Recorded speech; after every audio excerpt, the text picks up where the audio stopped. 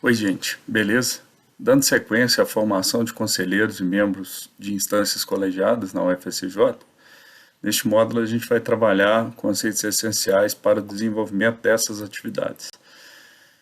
A UFSJ é uma instituição pública, portanto, seu funcionamento é pautado pelo direito público.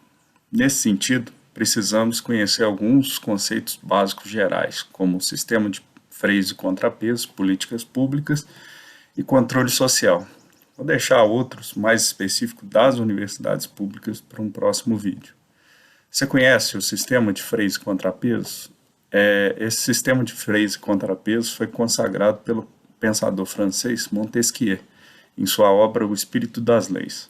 É a separação entre os poderes executivo, legislativo e judiciário, presente no Brasil desde 1824, na primeira Constituição, que incluía também um quarto poder, o moderador, e atualmente consolidada no Estado brasileiro por meio da Constituição de 1988. Em resumo, para Montesquieu, quem formula as leis não pode ser responsável pela sua execução. E quem é responsável pela execução não pode ser responsável por decidir se essas leis são válidas ou não. Mas isso é pensando no Estado como um todo. Então, assim, quando a gente traz essa realidade para a universidade, isso não se aplica no todo, né? Por que tratar de sistema de freios e contrapesos na universidade? Porque os órgãos colegiados exercem a função de legislativo no âmbito institucional e servem de sistema de freios e contrapesos em relação à reitoria, por meio dos conselhos superiores, diretorias de centro, por meio da congregação e suas câmaras, nas quais a congregação é dividida, ou as coordenadorias de cursos, por meio dos colegiados.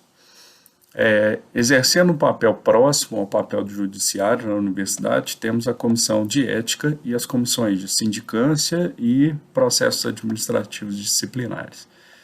Mesmo que não haja uma separação nítida entre legislativo, executivo e judiciário na instituição, principalmente entre legislativo e executivo, já que o reitor, diretor ou coordenador de curso presidem, respectivamente, conselhos superiores, congregação de centro e colegiados de curso, é possível fazer uma analogia e diferenciar os papéis, né? Diferenciar, por exemplo, o papel de presidente do conselho do papel de reitor, o papel de presidente da congregação, que é aquele que coordena a reunião, e o diretor, e do coordenador de curso e do presidente do colegiado. Mesmo que a pessoa seja a mesma, o papel em cada uma dessas instâncias é diferenciado. Outro conceito importante é o de políticas públicas. Para isso eu resgatei um conceito da Paula Dallari Bucci. Políticas públicas são programas de ação governamental, visando a coordenar os meios à disposição do Estado e as atividades privadas para a realização de objetivos socialmente relevantes e politicamente determinados.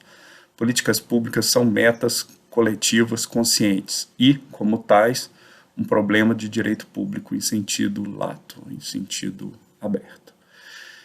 Na universidade pública, na Universidade Federal, né, as políticas públicas, e aí isso serve para todas as instituições que fazem parte do sistema federal de ensino, que inclui as instituições privadas. O principal instrumento de políticas públicas internas nas instituições de ensino superior são estruturadas no plano de desenvolvimento institucional. E a realização dessas políticas públicas se dá por meio das resoluções dos conselhos superiores, principalmente, mas também das resoluções de colegiado, resoluções da congregação e câmeras de centro, por meio das portarias do reitor, portarias do diretor e portarias de coordenações de curso.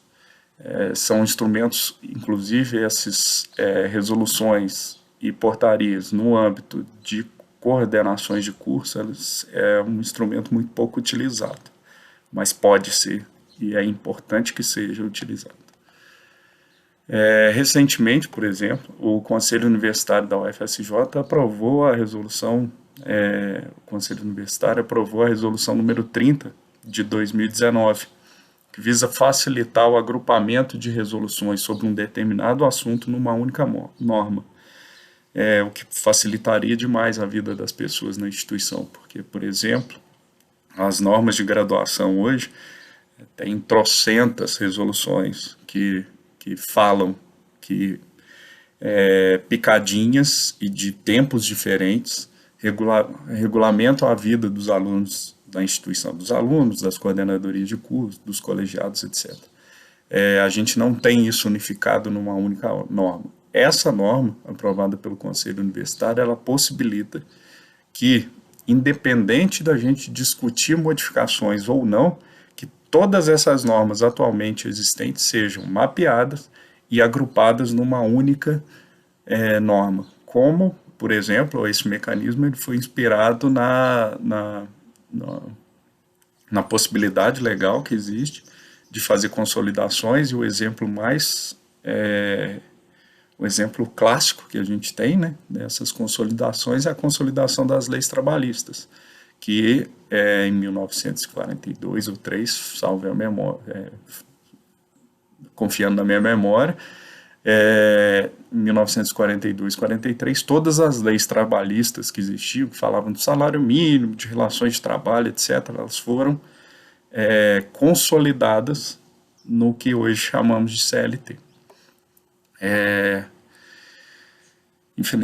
Esse mecanismo é um recente, ele foi aprovado em resolução a possibilidade da construção de resoluções de consolidação, ela foi aprovada em outubro de 2019 e ainda não foi utilizado, mas com certeza vai ser um mecanismo muito útil, uma ferramenta de facilitação do controle social.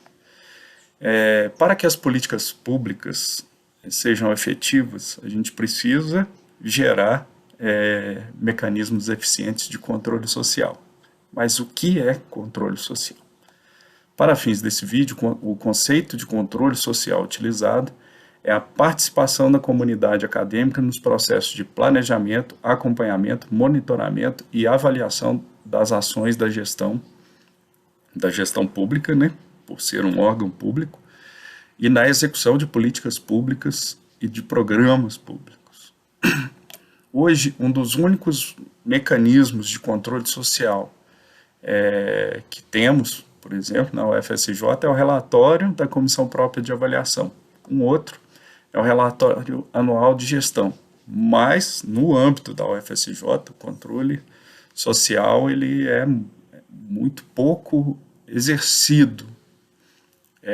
Ambos instrumentos que eu acabei de citar, tanto o relatório da Comissão Própria de Avaliação como o relatório anual de gestão, eles são muito pouco apropriados pela comunidade acadêmica, eles são muito pouco acompanhados. Eles, no fim das contas, eles passam pouco de meros instrumentos de cumprimento da burocracia do MEC, no caso do relatório do da CPA, ou do TCU, no caso do relatório de gestão, porque são obrigações legais. Então, nesse caso, a UFSJ cumpre a lei, vamos dizer assim. Bom, era isso que eu tinha para tratar hoje.